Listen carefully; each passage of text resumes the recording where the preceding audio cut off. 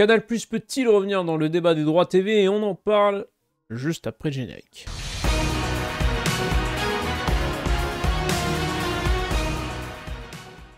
Bonsoir, bonjour à tous, bienvenue sur la causerie. Très heureux de vous retrouver encore une fois. Une nouvelle semaine de Ligue 1 en approche, sprint final. Il reste 3 journées dans ce championnat de France exercice 2024-2025. On est lundi soir, juste avant, du coup, la journée de Ligue des Champions, demi-finale pour le Paris Saint-Germain. Vous avez la vidéo Ligue des Champions prono sur la chaîne qu'on a fait ce week-end. Mais forcément, pour les pronos de la Ligue 1 de cette journée, on va pas pouvoir prendre en compte le match de Ligue des Champions du PSG. Est-ce que ça changera notre regard dessus? Peut-être. Je suis toujours accompagné de Melvin, journaliste sportif. J'espère qu'il va bien. En forme. Écoute, bien mieux que le RC Lens. Ouais, les vacances. Qui a pris une petite tôle. Et bien mieux que le PSG qui apparemment va jouer en marron. En tout cas, le short marron contre Arsenal. On verra ça. Mais attention à Paris, j'ai exclusivité. J'ai trouvé les crampons des joueurs du Racing Club de Lens. Voilà. Les claquettes. Voilà, ils sont en vacances, c'est fini, terminé. Fin de saison, c'est bouclé, on n'en parle plus. Et c'est quand même merveilleux. Allez, on va se lancer. Programme de cette 32e journée de Ligue 1 avec un magnifique Lille-Marseille en fin de journée. Mais avant ça, on va évidemment évoquer les droits télé, parce qu'il y a un nouveau dossier qui est sorti aujourd'hui. C'est Arthur Perrault, journaliste RMC Sport, qui l'a sorti. Canal+ serait prêt à travailler avec DAZN pour l'année prochaine. À savoir que Canal+ a, je vais pas dire rabiboché ses relations avec la LFP, faut pas déconner non plus, mais a commencé à réouvrir la porte à la Ligue de football professionnel suite à l'arrivée du côté de LFP Média de Nicolas de Taverneau, ancien patron des Girondins de Bordeaux et du groupe M6, qui s'entend très bien avec Maxime Saada, qui est donc le patron de Canal+. Donc les deux hommes s'entendent bien, ce qui a permis de réouvrir certaines portes, et selon RMC, eh bien, il y a des réunions qui vont se tenir. DAZN doit verser 70 millions d'euros, ce qui est sa part, son avant-dernière échéance pour les droits TV de cette saison. Ça continue de discuter. Et on pourrait avoir une entente entre Canal et DAZN pour que Canal récupère le match de 17h peut-être. Alors, à voir s'il y aura d'autres choses, si les lots changent, si les horaires changent, je ne sais pas encore. Mais ça voudrait dire sortie de Beansport au niveau des droits télé. Voilà, c'est une situation qui, à l'heure actuelle, est comme ceci. Je ne sais pas ce qui va se passer dans le futur. Vous avez des petits shorts et des TikTok où j'ai détaillé certaines choses au niveau des droits télé. Quand ici dans la journée, donc vous pouvez les retrouver sur ces canaux différents. Et bien Melvin, qu'est-ce que tu penses de tout ça? Où est-ce qu'on va avec ces droits télé? C'est quand même une folie. Personne ne sait, même Vincent Labrune ne sait pas. C'est bien ça le problème quand on est président de la LFP. L'arrivée de Taverneau est une bonne chose. Voilà, qu'on en dit, c'est quand même un mec qui connaît ses dossiers, qui connaît les acteurs de la télévision. C'est le mec à la bonne place. Maintenant, est-ce qu'il va avoir, on va dire, les coups des franches pour pouvoir négocier et, on va dire, sortir le football français de l'impasse? C'est une autre histoire. Maintenant, quand tu vois tous les scénarios possibles, il y a au moins une certitude, c'est que tu as besoin de Canal. Quoi qu'il arrive, tu as besoin de Canal, que ça soit en diffuseur ou en distributeur de ta chaîne que tu souhaites créer. Donc à partir de là, va falloir bien négocier. On va dire, le football français doit faire un petit peu sa contrition, c'est-à-dire voilà, s'excuser quasiment de son arrogance. Moi, je me rappelle de propos de Jean-Michel Aulas qui disait que c'était un jour béni pour le football français. Quelques heures après l'annonce que Mediapro allait soi-disant investir 1 milliard d'euros dans la Ligue 1, on a vu le résultat. Donc maintenant, voilà, tout le monde doit se mettre autour d'une table et discuter pour essayer de sauver ce football français. Est-ce qu'il est sauvable?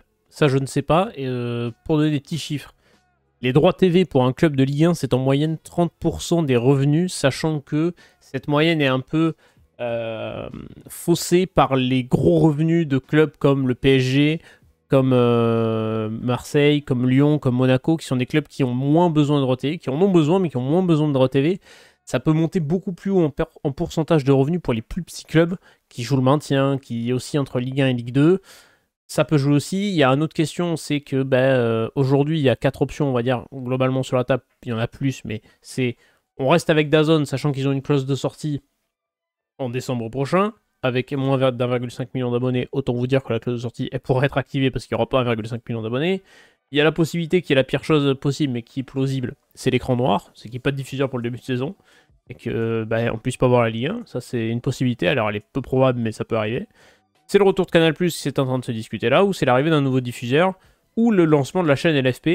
Et le problème de lancement de la chaîne LFP, c'est que le projet a l'air super beau. Le problème, c'est que ça ne te rapportera pas de thunes sur les 2, 3, 4 premières saisons.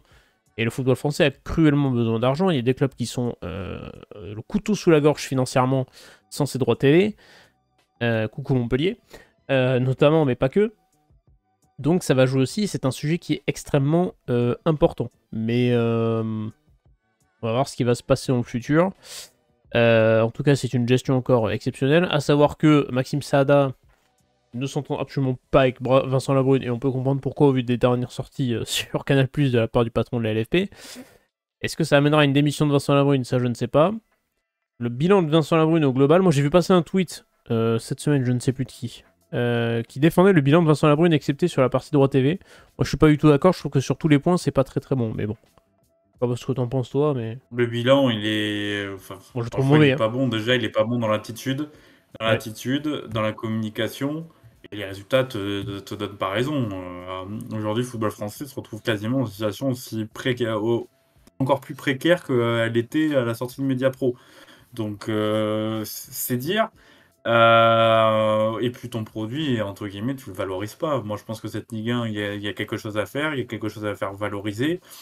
Et tu n'y arrives pas. Et tu arrives pas, et il va falloir un vrai changement. Moi, je dis une bêtise, mais je comprends pas, par exemple, qu'il n'y ait pas de série, on va dire, peut-être produite par la chaîne de Ligue 1, je sais pas, Mais ce qu'avait fait par Prime une avec la plateforme. Ligue 2, tu te souviens de ce qu'avait fait Prime Ouais. avec la Ligue 2 sur la chaîne Ouais. YouTube? C'était génial ça, par exemple. Ouais, mais c'est ce que les gens veulent. C'est-à-dire, voilà, vraiment créer une série, un feuilleton dans cette Ligue 1, au-delà de juste les matchs. Et malheureusement, entre guillemets, c'est pas le cas. Et c'est dommage parce que moi, pour moi, il y a quand même des choses à valoriser. On n'est pas, voilà, on n'a pas la puissance de la Première Ligue, par exemple. Là, on va dire l'attrait de la Bundesliga, mais je pense qu'il y a moyen de faire quelque chose. Et aujourd'hui, il va falloir vraiment que ça se, entre guillemets, que voilà, il y a un déclic dans les têtes des dirigeants. Parce que là, pour l'instant, on parle là où on dit qu'on est en crise. Le mur, il n'est pas encore atteint. Et quand le mur sera atteint, ça sera des dépôts de bilan d'un peu partout. Mais là, va falloir surveiller la DNCG cet été, mais à tous les échelons, hein. Amateur, semi-pro, pro, ça va être la débandade à tous les étages, à mon avis. Et si la DNCG n'est pas aussi laxiste que les dernières années, ça peut faire très très mal cet été, ça c'est sûr. Mais c'est vrai que là, t'as plein d'histoires à raconter en Ligue 1. Je veux dire, entre le retour en Ligue 1 de la S Saint-Etienne, qui est quand même un putain de club historique, le projet Auxerrois, qui est le promu qui s'est mieux démerdé cette saison et qui est quand même assez magnifique, Brest, qui avait toute sa campagne de Ligue des Champions autour de lui, t'as l'Olympique de Marseille qui nomme Roberto De Zerbi, qui a encore ce gros chantier, qui amène des joueurs, des stars, machin et tout, t'as le PSG version Luis Enrique, enfin, t'as tellement j'en cite comme ça quelques-uns pêle-mêle, mais t'en as plein d'autres que tu peux raconter, des histoires d'aller suivre des gens, faire des trucs pour valoriser ce produit, mettre en avant ton championnat. Aujourd'hui, ton championnat, non seulement il faut plus de thunes, personne ne veut le diffuser, et en plus, personne ne sait ce qu'il y a réellement dedans parce qu'on ne le voit jamais. Donc, c'est une catastrophe à tous les étages. Bon, il y a une communication qui a été très très compliquée, et on va voir ce qui va advenir de la suite. Je vous laisse mettre en commentaire votre avis sur tout ce qui se passe sur ces droits télé. On a fait une grosse première partie parce qu'on voulait parler de ça aussi. Et on n'a pas fini d'en parler à mon avis. Je pense que ça fera partie d'une petite capsule quand on fera le bilan de Ligue 1 dans 3 journées. Et en parlant de ces 3 journées, on va aborder l'antépénultième journée de Ligue 1. Dernière journée sans multiplex, je pense. Parce que à mon avis, 33e et 34e journée, j'espère que ce sera sur un multiplex. Dazone, ne nous enlevez pas ça par pitié. C'est ce truc bien qui restera. On commence avec un Nice-Reims en ouverture. L'OGC Nice qui a créé la surprise la semaine dernière en battant le PSG. Ça y est, le PSG n'est plus invaincu. Le FC Nantes garde son record de 32 matchs consécutifs sans défaite. Bravo aux Nantais. L'OGC Nice qui reçoit un Stade de Reims. Bon, alors, Reims, sans déconner. Le match nul contre Montpellier, ça, je l'avais pas vu venir. Le 0... Mais alors, le 0-0 chiant comme la pluie, t'as l'impression que Reims, ils sont en gestion de la finale de Coupe de France, ils peuvent se permettre de lâcher des points. Ils sont pas du tout en situation d'urgence de prendre des points, quand même. C'est dommage. Je pense que contre Nice, ça va pas être la même, par contre. Les propos de Samba Diarra à la fin du match ont été clairs, hein. Il a parlé de touristes. Alors certes, Montpellier a fait on va dire un match plutôt consistant, hein. C'était pas non plus l'extase, hein. Faut pas non plus déconner, mais ce Reims-là était trop faible. Et c'est quand même fou de te dire que là, c'était vraiment un match pour te dire, allez, il y aurait fallu marquer allez, au moins 1 ou 2 points sur les 3 journées. Et te dire, allez, là, t'as vraiment un matelas d'avance, surtout que bah, tu joues, sachant que Saint-Étienne avait perdu, Le Havre avait fait match nul, donc t'as moyen d'aller augmenter ton matelas d'avance. Finalement, tu sors une prestation, mais une bouillie, hein, Ah une ouais, c'était affreux. bouillie Mais totale de football. le multi 17h, heureusement qu'il y avait Auxerre, hein, parce que le reste, c'était catastrophique. Hein. Hein, mais après, il faut regarder aussi les coachs qu'il y avait sur le banc des 2 matchs, parce que bon, Nantes-Toulouse, on va pas parler de Toulouse parce qu'il y avait eu un carton rouge. Mais bon, Antoine Camboré, on sait très bien que c'est pas le Joga Bonito. Et là, Reims, voilà, Diawara, il veut bétonner. Et est-ce qu'offensivement, il y a moyen de faire mieux? J'ai l'impression que non. C'est quand même un néant quand tu vois le, sur le papier le potentiel offensif de Reims. C'est assez impressionnant de ne pas être capable de, voilà, de marquer, de vraiment, voilà, de proposer autre chose. Reims, c'est. Alors attends, je suis en train de regarder là en même temps. On est 1, 3, 4, 5, 6. 6 buts marqués depuis le 9 février 2025, sachant que sur les 6 buts marqués, t'as la moitié qui sont contre l'OM et l'autre moitié qui sont sur les 3 derniers matchs. Donc franchement, offensivement, on n'est pas gâté.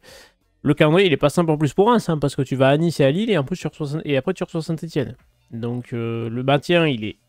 Alors, t'es pas dans l'urgence parce que t'as quand même 33 points. T'as 6 points de marche sur Saint-Etienne, mais faut pas non plus se croire en vacances du côté du Stade de Reims. Et du côté de l'OGC Nice, ils font le coup de cette journée en battant Paris. Il reste 6ème. Ça, c'est dommage. Côté niçois, en fait, le truc, c'est que le PSG, ils ont livré un super match. Franchement, ils ont livré quasiment un match parfait. T'as Boulka dans les buts qui a été impérial. Sauf peut-être sur le but du Paris Saint-Germain où je me dis que peut-être qu'il aurait pu faire mieux et encore, c'est vraiment, voilà, être vraiment très pointilleux. Et t'as tout qui s'est bien découpillé avec le revenant Morgan Sanson qui met un doublé, donc un deuxième but exceptionnel. Ah oui, magnifique. Hein. Euh, voilà, t'as fait le match quasiment parfait. On va dire que t'as un regain avec le match nul arraché contre Strasbourg qui a été conforté par Angers PSG. Moi, j'y crois toujours pas à Nice dans le top 4. Après, force est de constater que t'as 2 matchs à domicile contre des adversaires vraiment où tu te dis que t'as moyen de prendre un 6 points. Et même contre Rennes, on a vu le Rennes du week-end dernier. Si c'est la même prestation, enfin Nice a vraiment l'occasion, me semble-t-il, de vraiment créer la surprise et d'être dans le top 4. Ce qui serait vraiment un exploit quand on voit, on va dire, le projet de restructuration du club. Exactement. Il y a moyen de faire carton plein pour Nice. Est-ce que tu les vois déjà prendre les points contre Reims ce week-end? Ouais, je vais sûr. Je vais aller sur une victoire de Nice contre Reims qui ne marque pas à Nice. Ok. Ça, c'est beau. Nice qui gagne sans prendre de but. J'aime bien la take. J'ai adoré Morgan Sanson. Heureusement que je l'ai sur MPG. Là, je vous le dis, m'a régalé ce week-end. Il a envie de gagner mon match MPG à lui tout seul. Donc formidable. Ça, je prends. Merci Morgan. Pour les travaux, Strasbourg-Paris Saint-Germain, j'ai bien hâte de voir ce match-là. Première nouvelle du côté du Racing Club de Strasbourg, c'est tombé aujourd'hui. C'est la prolongation jusqu'en 2028 de Liam Rossinor, l'entraîneur du Racing Club de Strasbourg. Voilà, prolongation méritée après une bonne saison du côté strasbourgeois. Un entraîneur que je n'attendais absolument pas à ce niveau-là et qui m'a surpris en bien. Donc je suis très heureux. Et c'est un des très bons techniciens de notre championnat cette saison avec un jeu très alléchant. Et un Strasbourg qui continue à nous étonner, qui continue à, pour le coup, avoir un sacré festival offensif. Victoire 3-1 contre Saint-Etienne. Il y a beaucoup de choses à dire sur Strasbourg, beaucoup de bien. Bon, Saint-Etienne qui en prend encore 3, ça on en parlera quand on parlera de Saint-Etienne. Maintenant, il faut pas se faire piéger contre le PSG, un PSG qui sortira Ligue des Champions. Est-ce qu'ils auront encore la tête au championnat à Paris maintenant? C'est la question, maintenant que tu n'es plus invaincu. Je pense qu'il y a peut-être. Ouais. Ça peut-être. Il y a le match contre Arsenal, il y aura le match contre Arsenal qui va En plus. forcément jouer dans les têtes. Le divers scénario, quoi qu'il arrive, aura une incidence sur le match. Une nouvelle défaite contre Arsenal. Dans les têtes parisiennes, ça risque de faire très mal. Sachant que Strasbourg, ils vont t'attendre avec les couteaux entre les dents. Ils vont prendre un exemple, le match contre Nice, où franchement, tu te dis que bah, Strasbourg a tous les, on va dire, tous les éléments et tous les attributs possibles pour pouvoir réaliser le même match et faire tomber le PSG. Et voilà, et ce souci pour le PSG, c'était pas un adversaire en claquette. Donc une équipe B, il va falloir qu'elle soit au massif parce que Strasbourg va les attendre. Parce que Strasbourg, voilà, à ce rêve, n'a quasiment rien à perdre. On ne les attendait pas à ce niveau-là. Donc s'ils se qualifient en Ligue des Champions, ça ne sera que plus beau. Mais voilà. Moi, je vais rester sur la victoire du PSG. Mais je m'attends à un match très très compliqué face à des Strasbourgeois. Voilà, étonnant. Liam Rosenior qui va rester, qui va pouvoir construire sur la durée avec ce club. Je suis d'accord, je vais mettre le match nul, moi. Je vais mettre le petit point là, arraché par Strasbourg, de l'intensité. Il bouscule un peu les Parisiens en début de match, mais pareil qu'il va revenir dans les ultimes secondes de la rencontre. Je l'aurai lu ici, 92e minute de jeu. Soyez devant votre écran pour l'égalisation de Gonzalo Ramos, je vous le dis. Le TFC qui est adepte des cartons rouges ces dernières semaines, puisque ça fait 2 week-ends consécutifs qu'ils prennent les rouges, je crois. Une purge à Nantes 0-0, mais on peut pas leur en vouloir, ils étaient à 10. Et réception du Stade Rennais qui en a pris 4 contre Lyon, qui a été un peu, bon, je vais pas dire misérable, mais c'était pas non plus fantastique. Bon, je vais mettre une pièce sur le TEF. Allez, à domicile, je me dis pourquoi pas. Maintenant, on va voir s'ils finissent à 11 déjà.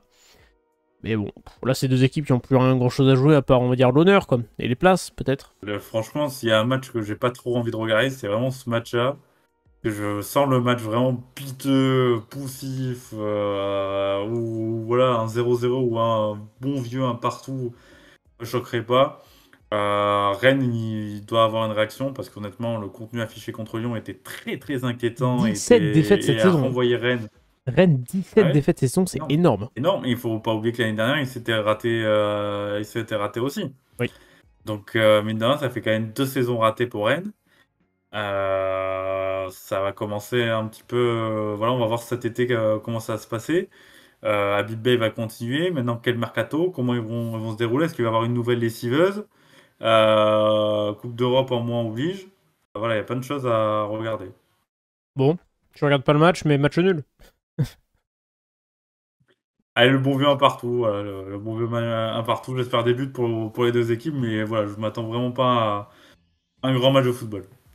Bah écoute, on espère au moins qu'il y aura des choses à regarder et qu'ils joueront sans complexe, puisqu'ils n'ont plus aucun enjeu. L'AS Saint-Etienne reçoit l'AS Monaco, et là, pour l'AS Saint-Etienne, c'est très simple. Je vous affiche au classement. 17ème, 27 points pour les Verts, 1 point de retard sur le Havre, 3 sur Angers. Ce n'est absolument pas fini pour Saint-Etienne, malgré la défaite à Strasbourg le week-end dernier. Saint-Etienne est encore en lice. Saint-Etienne a encore des choses à jouer. Saint-Etienne peut encore y croire, parce qu'ils ont montré, ça a été souligné dans les commentaires, oui, ils ont fait un très bon match contre Lyon.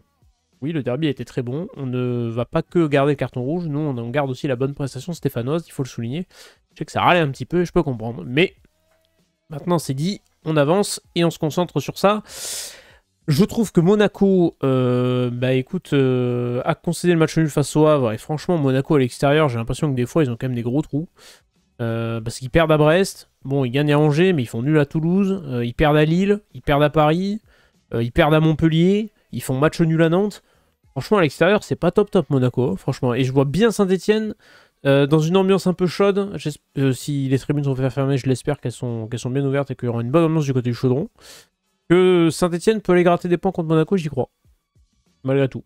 Bah, le fait que défensivement... C'est quand même assez paradoxal. Monaco, qui était l'habitué des fins de saison en trombe, tu sens que c'est quand même en difficulté, que Hutter a du mal à trouver des solutions pour permettre à l'équipe à la fois on va dire, de faire d'étaler son potentiel offensif et à la fois ne pas prendre trop de buts. Monaco, en fait, j'ai l'impression que c'est la seconde partie de saison, à part Biarritz qui marche sur l'eau.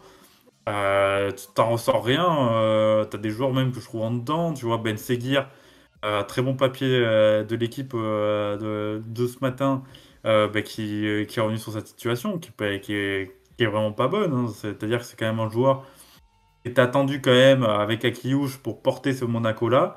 Et mine de rien, voilà, qui est sur le banc, qui a du mal. J'ai l'impression, voilà, t'as un Monaco qui n'a pas franchement progressé cette saison, au fil de la saison, et même au contraire, j'ai l'impression régresse un peu. J'ai hâte de voir ce qu'ils vont faire cet été, quoi qu'il arrive, de qualification en Ligue des Champions ou pas. Parce que, enfin, pour moi, voilà, va falloir voir. Ils vont perdre encore des éléments, on va dire, assez forts de leur effectif. Qu'est-ce qu'ils vont coûter? Pourquoi faire? Voilà, Monaco, encore une fois, c'est pas le projet le plus visible du championnat. D'accord. Et ça va être ma surprise du week-end. J'avais mis la surprise dès la semaine dernière, je viens de capter que j'avais mis défaite de Monaco. Et ben c'est la nouvelle surprise, victoire de Saint-Etienne ce week-end. Et une victoire 4-3. avec des buts, un nouveau doublé pour Mika Biarret et un Lucas Tassin qui va à nouveau marquer. S'il est là. Je vais aller sur la victoire de Monaco, Il y aura personnellement. donc match nul. Vous voyez-le ici. Parce que la défense stéphanoise, malheureusement, pénalisera cette équipe. Oui, malheureusement, c'est le gros point noir Stéphano cette saison. On l'a souligné et souligné. 71 buts encaissés, ils ont rejoint Montpellier. Voilà. C'est dire. Bref, Nantes-Angers. Oula, alors Nantes, je pense que c'est la plus grande purge du FC Nantes cette saison que j'ai vu le week-end dernier contre Toulouse. À 10 contre 11, m'arracher un 0-0 au bout de l'ennui dans un multi un dimanche à 17h15. Waouh, ouais, là, faut être accroché. Bravo aux supporters nantais qui font le déplacement, qui mettent toujours une super ambiance à la Beaujoire. Vous avez énormément de courage. Parce que cette équipe ne propose, je suis désolé, mais rien, quoi. Cette équipe a besoin de choses, de ranimer quelque chose, de relancer un nouveau cycle. Et pourtant, on lit dans la presse qu'Antoine Comboiré, en cas de maintien, va rester une année de plus. Voilà, c'est dans les vieux pots qu'on fait la bonne soupe à Nantes. On ne change pas une formule qui se maintient, j'ai envie de dire. Mais bon, avec contre Angers, si on prend des points, j'ai envie de te dire, ils sont capables de tout. Hein. C'est vraiment une équipe illisible. Nantes, en fait, Nantes, le souci, c'est qu'il y a 2 lignes qui s'opposent dans ce club. T'as une Franquita qui veut conserver Camboiré, et t'as la ligne Valdemar Kita qui, lui, veut virer un entraîneur parce que ça lui manque. Voilà. Ça fait longtemps. C'est l'effet drogue. Il n'a pas viré d'entraîneur cette saison. Regardez, ça doit faire Voilà. longtemps, à mon avis. Je ne sais pas. Là encore, c'est du FC Nantes tout craché. Dans le jeu, c'est l'une des équipes qui construit le moins en Ligue 1. Qui se repose le plus sur des individualités, et quand elles sont en dedans par moment, ben, mine de Ça rien, marche pas. t'as rien qui ressort.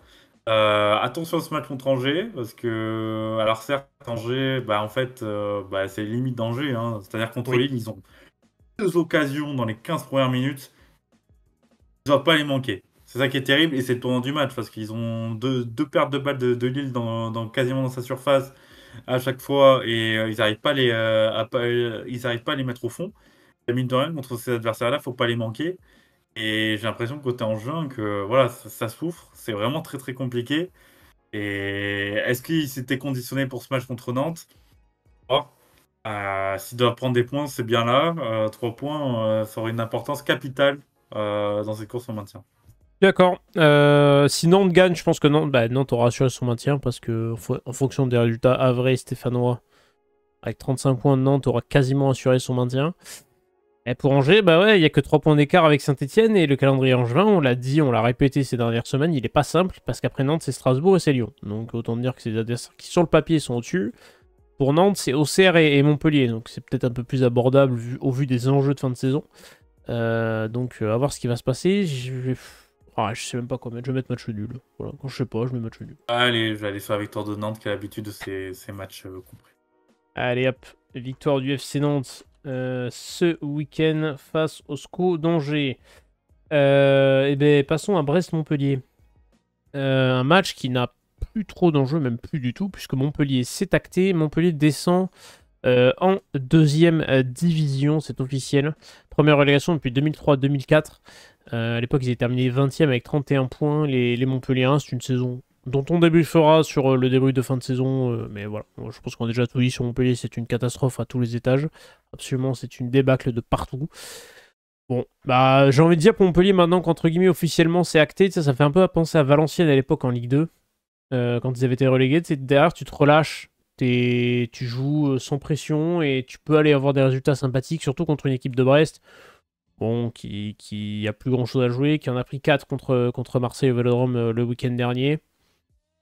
Je vais te dire, allez, j'ai bien envie de jouer une petite carte Montpellier qui va gagner, mais vraiment sans Ouais, moi trop de aussi. conviction. Eh ben écoute, parfait. Moi, je suis parce que j'ai l'impression que les Brestois sont un peu là aussi dans l'obscurité la plus totale. C'est-à-dire qu'ils attendent la prolongation au nom d'Éric Roy pour Oui, c'est vrai. véritablement enclencher la saison prochaine. Il n'a toujours pas donné sa réponse. Et les conduites des matchs sont quand même assez inquiétants. J'ai l'impression voilà, ils ont lâché.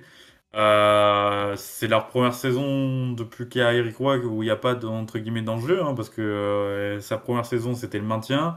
Là la deuxième c'était l'Europe. Et là la troisième, voilà, il n'y a plus d'Europe. Quand tu vois le calendrier, il faut prendre les 3 points maintenant, parce qu'après c'est Lille et, Lille et Nice. Tu peux finir sur une saison avec 0 points, enfin voilà, 0 points dans les 3 dernières journées, ce qui sera assez bête, parce que bah, voilà, tu reculerais au classement. Si Brest termine 9e, on leur en voudra pas avec la Ligue des Champions.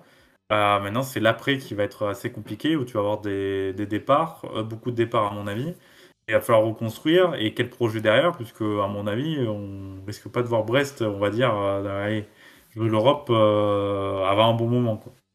Il va pas falloir rater le tournant brestois cet été, c'est clair. Et ça va être l'enjeu, à mon avis, de cette fin de saison pour Brest. C'est bien préparer ce mercato estival et potentiellement cet après Eric Roy qui attend peut-être d'autres offres. En parlant d'offres d'entraîneurs, le Racing Club de Lens se déplace du côté de l'Olympique Lyonnais. Alors, pour Lyon a cartonné Rennes 4-1. Lens en a pris 4 à domicile contre OCR. C'était une prestation indigne. Et vraiment, là, c'était vraiment les claquos, hein, les claquettes, le sirop, la chemise hawaïenne. Voilà, Lens, on n'aurait plus rien à foutre. Concrètement, 8ème 45 points, c'est Pénardo.